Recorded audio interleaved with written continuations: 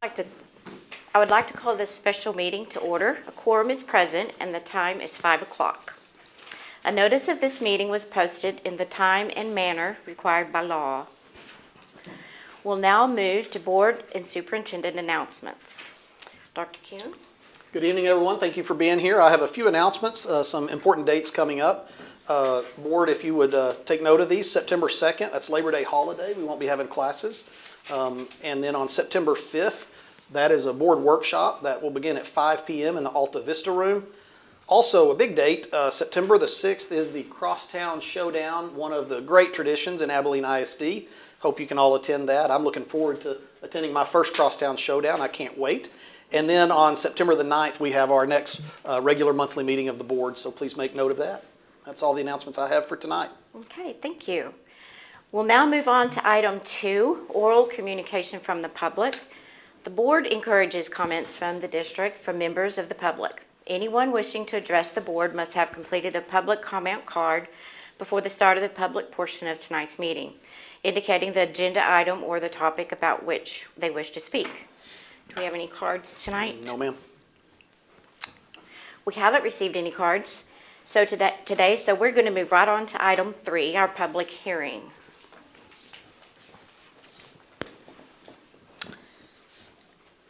That will be our public hearing, I guess, of the budget, which will be on public hearing on the budget and tax rate for 24-25. The public hearing is now open and the time is 5:01. We are welcoming to the podium Ms. Jennifer Hines. She's our Executive Director for Finance. Welcome. Thank you. Jennifer, would you please give us a brief summary of the budget and tax rate for 24-25? Yes, ma'am. Dr. Kuhn, trustees, thank you for allowing me to present tonight.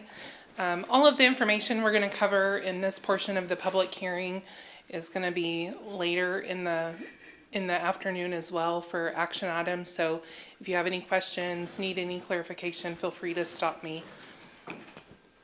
The first thing we're going to cover is the proposed tax rates for fiscal year 24-25. It's for tax year 2024. The maintenance and operation tax rate will be 68.9 cents, and then interest and sinking at 30.34 cents. That gives us a total tax rate of 99.24 cents. This is a lower tax rate than what we had in the previous year. And for that reason, here in just a few minutes, we'll talk about maybe taking action towards approving an ordinance for tax year 2024.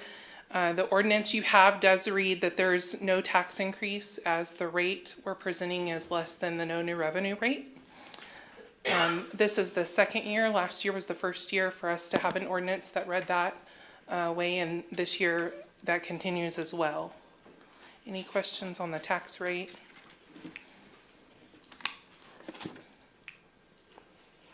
Does anyone from the public wish to address our board regarding the budget and tax rate while Jennifer is here to answer your questions?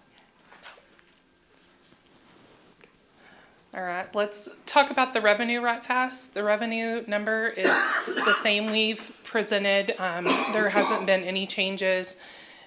We have a decrease from the previous year to the current year, largely due to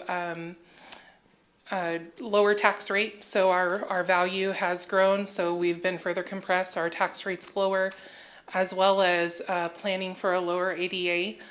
And then in the federal revenue, lower indirect cost is expected due to the expiration of ESSER funding, as well as changes in the SHARS program.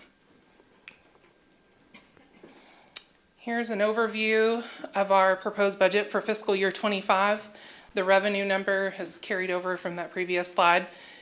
And then we have our payroll with the 2% approved raise, that is approved raise instead of proposed. And then our total non-payroll expenditures brings us down to a deficit of $12,931,615.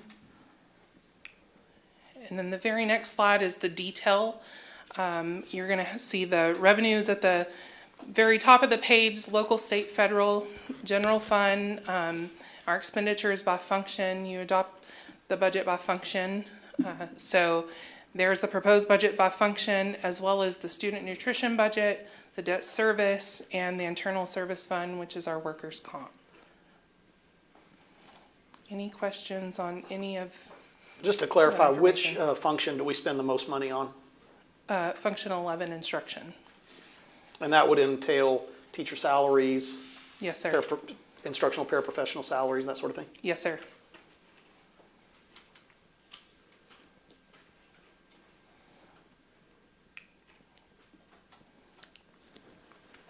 And if there's no other questions, that's all the information I have for you. Does anyone have any other questions? Would you give us the, I think I missed a number, the tax rate again for this year? Yes, ma'am. I'm gonna go back. One more. The total tax rate is 99.24 cents. Okay, thank you. Yes, Not to ma'am. put you on the spot, do you remember the previous year's tax rate? Yes, sir. It was $1.03. So this is approximately a 4-cent decrease in the tax rate? for the Yes, public? sir. Okay. Great. Okay. We really don't have much of a crowd here. For those of you watching on the stream, the board has been through extensive workshops. We have had many questions come to Jennifer. She's been extensive in answering our questions through phone calls and visits and workshops. And so we are well versed, and our questions have come down pretty much to being answered. So there are being no other questions, we will close the public hearing, and the time is 5:07.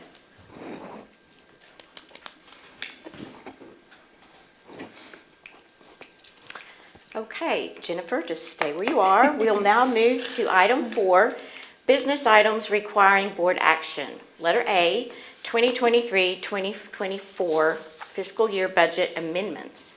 Ms. Hines will remain where she's at for this agenda item. Yes, ma'am. So this is the final budget amendment for fiscal year '24. You do adopt the budget by function. So most months you see we have amendments throughout the year. Things change and need to move around. The budget's a working document, right? So sometimes things have to change and move. This is really the final amendment to finish out our budget year and ensure that all of our functions are properly they're properly covered for any expenses that may come out during audit year. It's something that is verified during our financial audit. And if there's a function that is under budget, it is reported as a finding. So we want to make sure we are covered and do our due diligence to make sure everything is properly budgeted for. It also is good practice. Obviously we don't want to have an expenditure that is under budgeted. We want to stick to our budget, make sure we're spending what we're planning on spending for many reasons, but also for mainly for good financial health. So with that, we have a recommendation to approve the final budget amendments for fiscal year '24 as they're presented to you to ensure all function codes are properly allocated for fiscal year '24. Any questions about that?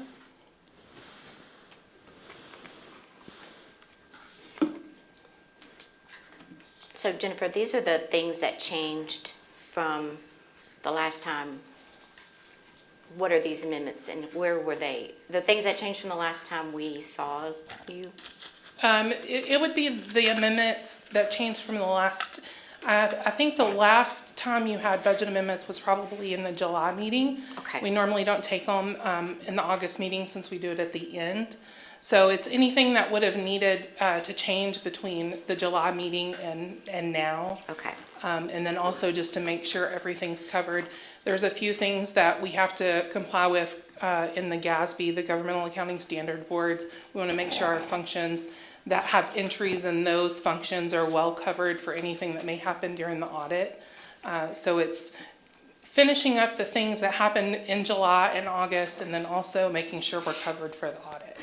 So just to clarify for the benefit of our new board members, correct me if I'm wrong on this explanation, but when you build a budget, there's some guesswork involved in terms of how much we'll spend in this function, how much we'll spend in that function. Yes, sir. And so during the course of the year, if you have spent less than you anticipated in this function, but you've spent more than anticipated in this function because maybe we sent more buses to the playoffs, or maybe there was a cost went up for some service or good, then it's the normal course of business for any school that you would adjust or amend the budget as you work your way through it. Yes, sir. That is absolutely correct.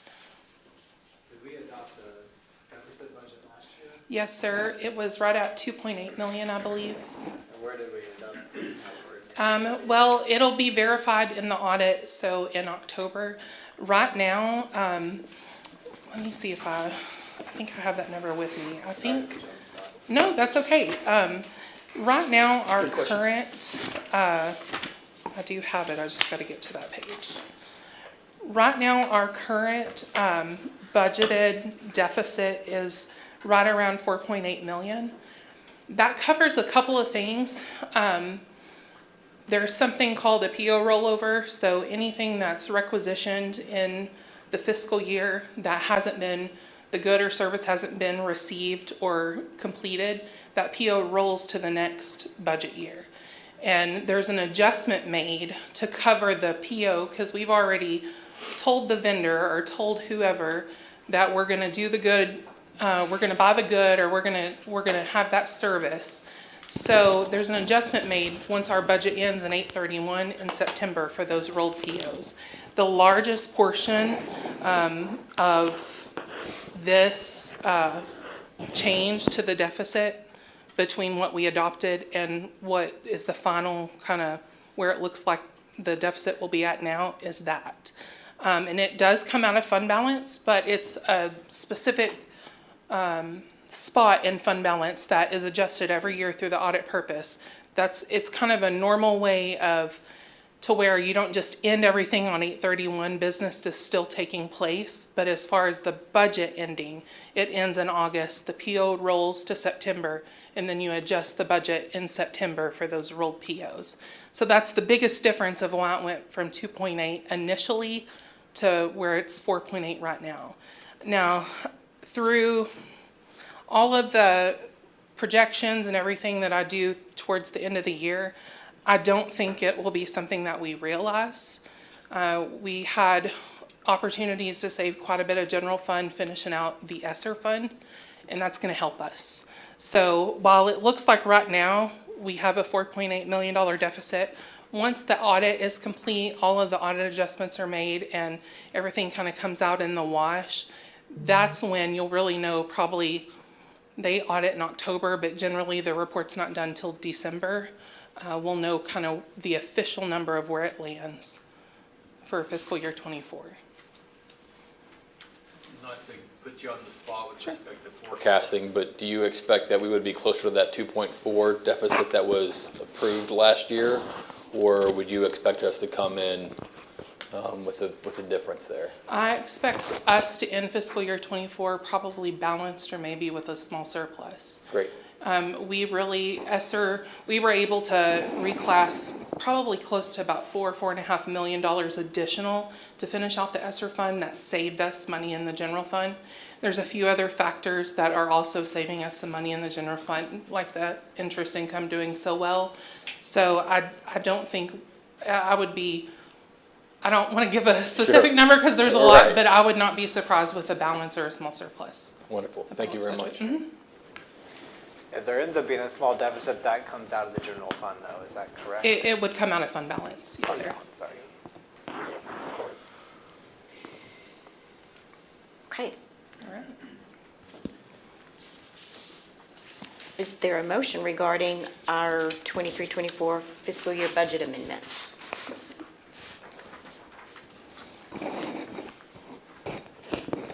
I make a motion to approve the 2023-2024 fiscal year budget amendments as presented.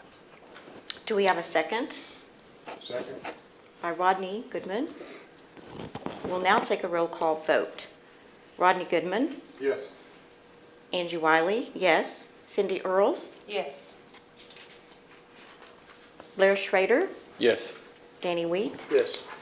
Taylor Tidmore, Yes. Bill Enriquez. Yes. Motion passes 7-0. We're now moved to item 4B. I believe it's 4. The adoption of the 24-25 budgets. Jennifer? All right, so here's a few slides may look familiar. You've seen them earlier. This is the revenue again, local, state, and federal. I think it's a pretty solid estimate. So some changes from the prior year to this year, but no changes in what we're expecting to receive in revenue from what was previously presented to you. And then an overall view, again, of the proposed budget, revenue less our payroll, proposed or adopted or approved pay increase, and non-payroll expenditures, getting us down to a deficit. And then once again, general fund, student nutrition, debt service, and internal service fund by function. Any questions on any of these? Jennifer, could you talk to us a little bit about the statewide environment right now when it comes to school budgets? This is obviously a larger deficit than we had last year. And can you talk to us about some of the reasons for that, expiration of ESSER and things like that? Yes, sir. The ESSER expiration is a really big problem for a lot of districts. I mean, I've looked and kind of kept up with it, and while $12 million, a deficit of $12 million seems really large, honestly, if you look at across the state and even districts our size, you would be probably a little shocked at some of the budgets people are adopting.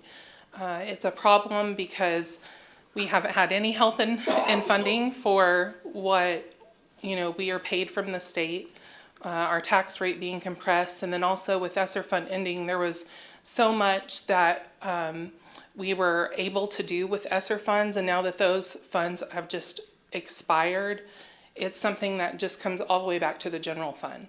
So, it really is, while it was a great thing to have the grant money, it was so much money that you had to spend in very specific ways to meet the grant requirements. People are feeling the effect of it being gone now. It's something that services, some of the services that were added on were good, and you want to continue that, but now all of a sudden it needs to be funded out of the general fund. There's no additional funding to pay for that. So it is something that across the state we're seeing.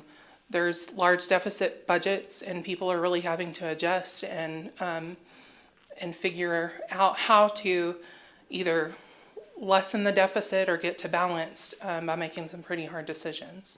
Well, and speaking of that, can you talk to us at all about plans for the future? Do we anticipate having a deficit this size annually from now on, or do we have plans to try and move in a positive direction? Yes, sir. We have, I think, a really great plan and roadmap laid out to lessen our deficit significantly by the next fiscal year. I think sometimes, I think a few times we've talked about even half of that deficit for next year. We've really worked hard here to tighten our belts wherever we could. I mean, we're very lean. There's no excessive, extravagant spending. People are being really responsible with their budgets. So I think it's kind of a mantra that we've all adopted, that we're going to get to a better place. It's going to be some hard work, but we're capable of doing it and getting to a good place in the years to come. I think that we as a general have, the district has been very conservative in adopting a budget. So when we have in the past adopted a small deficit budget, we've done so knowing that in the end of the year, we're going to come back up with a positive number. So this year, we did not do any conservative predictions. And what Jennifer has laid out is it. It's like you're asking the car dealer to tell you exactly the bottom line penny of what he'll take for that car. No negotiations. This is it. For us, there is no wiggle room. So the other thing that I assumed that it was our The reason why we were here was our ADA and our declining enrollment, but as I read across the state, the districts that are having the same type of budgets and more, believe it or not, is our districts with increasing enrollment who have built schools and can't open them because they're having growth, but they don't have the money to open the schools they had planned to open, and they have a deficit budget. So it's not just our declining enrollment that's causing this. The last time we had an increase in per student money was in 2019, and that was before COVID. And then we have a definite increase in goods, cost of goods that we are experiencing, and no increase in money from the state, and a decrease in our local funds because of our compressed tax rate. And all of that is coming together in a perfect storm for AISD. I read today Austin ISD has a $78 million deficit budget that they are going to adopt. So we are not throwing caution to the wind with our budget. In fact, we are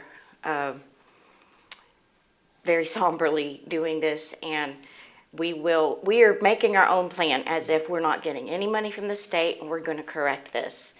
But we are hoping we do get money from the state. It will not help us this year. It may not ever help us this year. This money is going to be our responsibility to recoup. But next year, we're hoping that we'll get our money from the state in a manner that helps us with inflation and all of the other things. So that's it. We're not alone. Yes, ma'am. But we are going to own it, and we're going to move forward, and we're still going to teach our kids. Yes, ma'am. I just want to clarify one thing. Sure. As a member of the general public, I always assumed as my property value went up, the revenue that the school district got from our property taxes went up as well. Right. But that's not the case. It As is property values go up, the state forces us to lower our tax rate. Is That's that correct? Yes, sir. We are compressed down to by a formula according to what the state says we can tax on. So while property values rise, it really does us, little to no good because we are compressed. That's why our tax rate's, almost 4 full cents lower than it was in the previous year. Yeah. And the reason a lot of people have that misconception is because what you just described is how it used to be. It used to be that as your property values went up, the school kind of hit the lottery and began bringing in more revenue. And the state, I think in 2015, put an end to that model and created this target revenue model where we're at a fixed level of revenue. And as your local values increase, the state reduces what it kicks in, and you fund that through your local, resources. There's no new revenue rate too is what it would be if it was the same as last year, so we're actually below that by a penny and a half. Yes, sir. So it is a tax cut. Revenue's capped, but unfortunately expenditures are not. Inflation is a real thing, right? So it does make it's a very tough environment for schools, not just Abilene, but a lot of my superintendent buddies are feeling the same pinch. Yes, sir. Couple of questions. Sure. As we looked at 23, 24, and we move on to 24, 25, are we keeping the same audit firm that for this year, for next year, or are we coming back to the board to look at that as a change? And I'm just looking for continuity so they understand where we're been, where we're going. Sure. The audit firm that we'll use this year is the same. They'll do our audit for fiscal year 24, and then we will actually be putting out RFP for its time to put out for an audit firm. But for the next audit that will be presented to you, it will be the same firm. When you put out the RFP, can the same company bid? Yes, sir, They they can. can. So there'll be 24, 25, we are going to go look for new ones. Okay. Yes, sir. It may not end up being new. I'm sure our current auditor will respond to this RFP, but it will be out for proposals. We will go through a process to choose the best respondent. What month are we doing that? Do you know? It'll have to happen this fall. Oh, okay. And the second part of that, since we're speaking to how we're going to handle the 24, 25 response, where we're headed, we on our golden pennies, silver pennies, or are we moving in that direction? Yes, Where sir. are we? Great question. You'll start hearing about that probably in the fall, getting ready. That, I believe we have to have our application in at the very first part of the year, our documents into the state, and start getting ready to hold. It has to go on an election, in a November election.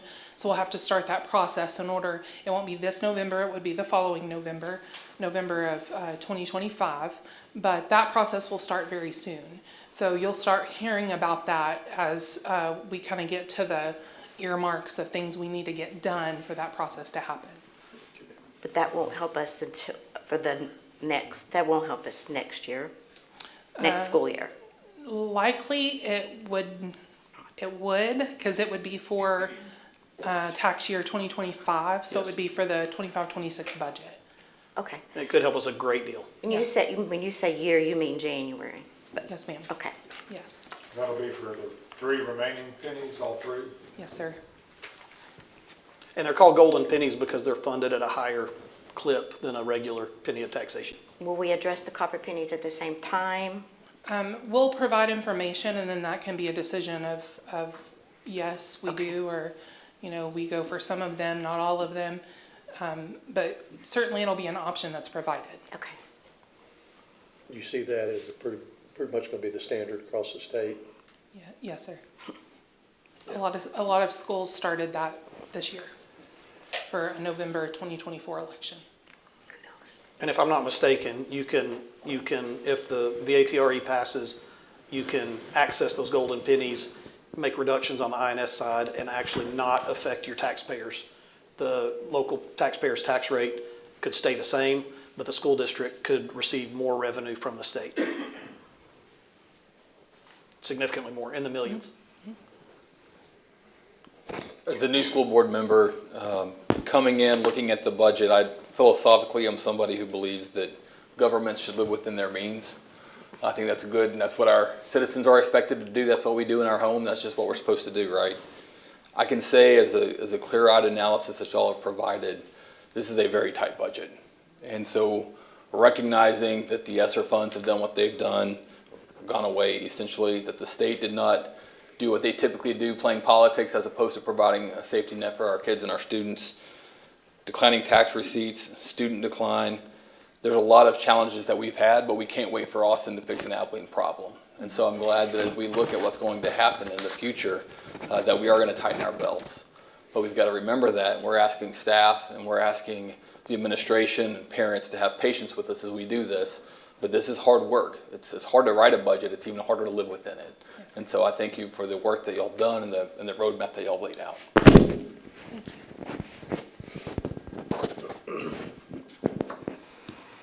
Are we there? Okay. Is there a motion regarding the 2024-25 budget? I move to approve the adoption of the 2024-2025 budgets for the General Fund, Student Nutrition Fund, Debt Service Fund, and Internal Service Fund as presented. We have a motion by Rodney Goodman, Second. a second by Danny Wheat. We'll now take a roll call vote. Blair Schrader, Yes. Danny Wheat, Yes. Bill Enriquez, Yes. Angie Wiley, yes. Cindy Earls, Yes. Rodney Goodman, Yes. Taylor Tidmore. Yes. Motion passes 7-0. Now we're going to move to approve the 24-25 hazardous bus routes. Nope. Did I skip a page? Just one. Hang on. I think I skipped a page. I did. We'll now move to item C, adoption of an ordinance setting the 24-25 tax rate. Yes, ma'am. Jennifer. So this is a repeat again, maintenance and operation rate at 68.9 cents and interest and sinking at 30.34 cents, giving us a total tax rate for tax year 2024 of 99.24 cents. So our recommendation is you approve the tax rate for tax year 2024 as presented. Any questions?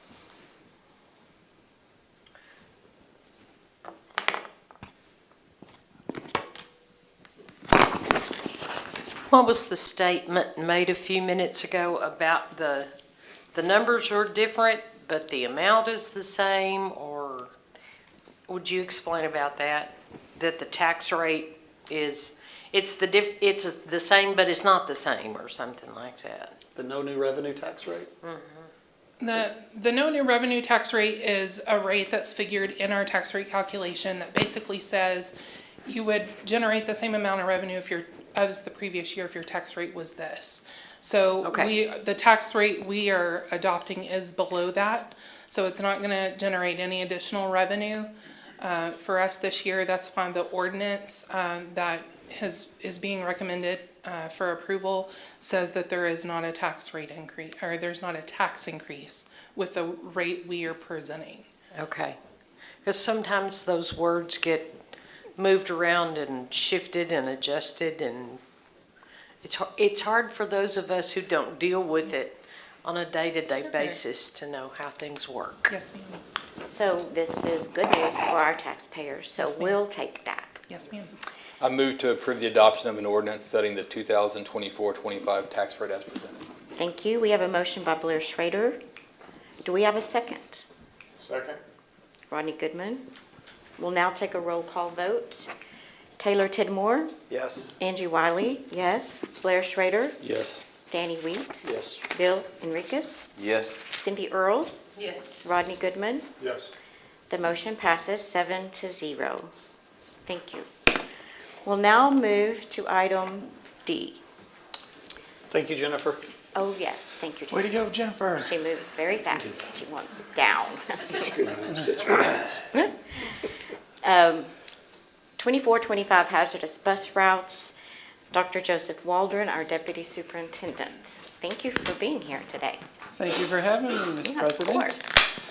Dr. Kuhn, members of the board, it's good to see you again. It's only been like 36 hours. So this is a routine action item that we do at the beginning of the school year annually. It's to establish, according to the Texas Education Code, Chapter 42, it's in your power to determine sections of our community that are hazardous for students to walk to school. And therefore, if it's within 2 miles of a school, you can, by your action, we can transport kids on a bus instead of them crossing a hazardous route. So I'll give you an example. Judge Ely or Treadaway, pick any street. That's 4 lanes, kids crossing it. We may not want that to be happening on a regular basis, but it's within 2 miles of a school. By the Texas rules of transportation, we can't get funding within 2 miles of a school to transport kids on a bus. But you can declare that crossing hazardous for a student to cross, and therefore there's a section of our community that's within 2 miles that we can get transportation funding for by your action. And that's why I'm standing here today. In your board packet, there are 16 of those to be considered. One for most of our campuses. You can see all of them. But generally speaking, it has to do with a major street or highway, thoroughfare. Do you have them? You want to click? Pardon? Do you have that on? Okay, This we is have not them on something I our. have listed in a presentation, but there are 16 No, that's of okay. them. We saw them. They are in your packet. So I hope that makes sense, It does. but I recommend you approve the 16 that we've presented to you. Can you ballpark it a little bit and tell us kind of where some of them are, just for color They have to commentary? do with South 14th, Treadaway, the Winters Loop, Freeway. Winters Freeway, those kinds of things. Treadway, Mockingbird, Buffalo Gap Road. Grape 322. Street, Cat Call. Things like that. So it's really, maybe we should change the agenda item language, because it's not a hazardous bus route, it's a hazard crossing for a kid.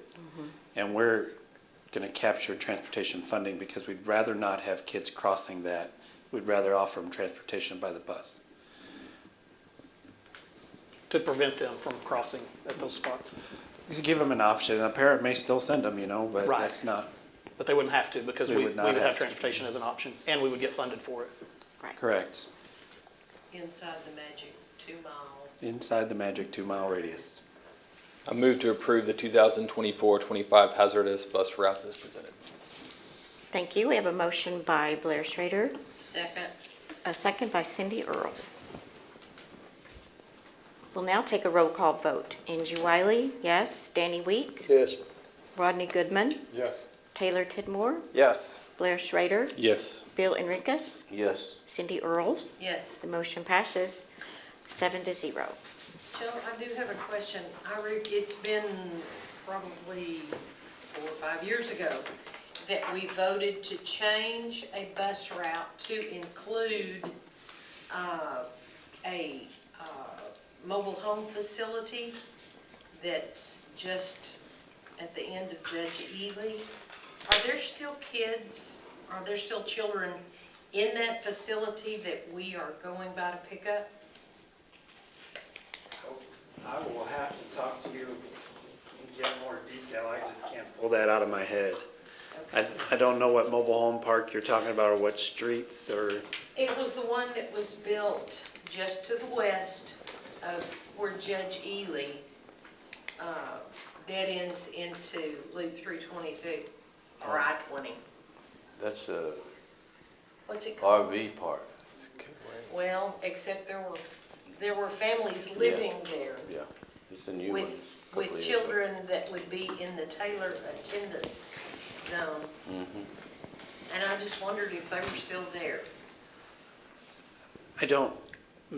I cannot answer that with confidence. I don't know if we have students in that RV park. I now know we're speaking the same location. It's the one that appeared when the oil boom hit out west, and there were so many people who were not being able to find. The one that's close to Chike. Pardon? The one that's close to Chike, Nutraceuticals on the Access road? access road. Yes. But there were people that were having to live here and drive back and forth to Midland and farther west. Sure. And that's why we ended up with families that were keeping their family together. Sure. I'd be happy to check. Okay. We drove by there the other day and I just wondered if we still had to, if there were still children that needed bus service. Sure. So Joe, do you only bring that before the board if we have a change? Or we do this every year and we have to rename those streets? Correct. It's done annually. It does not carry over, so we have to bring it annually. Okay. And sometimes there are changes, like Taylor Elementary School is a great example. The sidewalk on the rebuild of East North 10th wasn't complete last year, so we included several areas around Taylor as part of a hazardous crossing because they didn't have a sidewalk to walk on. Sidewalk's complete now, so the area assigned for Taylor in your board packet's a little different, but there's still a large part of Taylor that we asked to include as a hazard because there's a lack of a sidewalk or in a certain area, that kind of thing. So does that just allow us for those funds in case we do have kids who need to go there, or are those funds available kind of as a large fund? Generally, the reason the crossing is on the agenda for board approval, one of these 16, is because there are students that would have to cross if they walked. So we don't put a route on here that doesn't have kids impacted. Okay. So this is all for students being safe. Did that answer your question, Dr. Wheat? Yes, just wondering why we're not just naming all the streets that are involved there, if that's what they require us to do. There are certain parameters, like it has to, 4-lane highway is one of them. There's also certain businesses or services. I really would rather talk to you privately about it, but the Texas Education Code outlines things that qualify as a hazard route for a kid to walk and therefore eligible within 2 miles to be exempt, and we get transportation funding. Is this normally like on the consent agenda, or is this like an individual action item we have to take every year? Generally, it can be consent, but because I figured we'd get questions like this time because of various things we've learned over the last few months with new board members and you guys, but it absolutely can be consent. But, and pulled out if you want it, if you had a question. Perfect. And we didn't have a chance to go over that in a workshop, so. And that's another, thank you for saying that, because it sparked another memory of mine. We don't choose until we know what students we have. Right. So that's always after the workshop. So Of course. here we are. Okay, well, thank you. There being no further business, this meeting is adjourned. Thank you, everybody.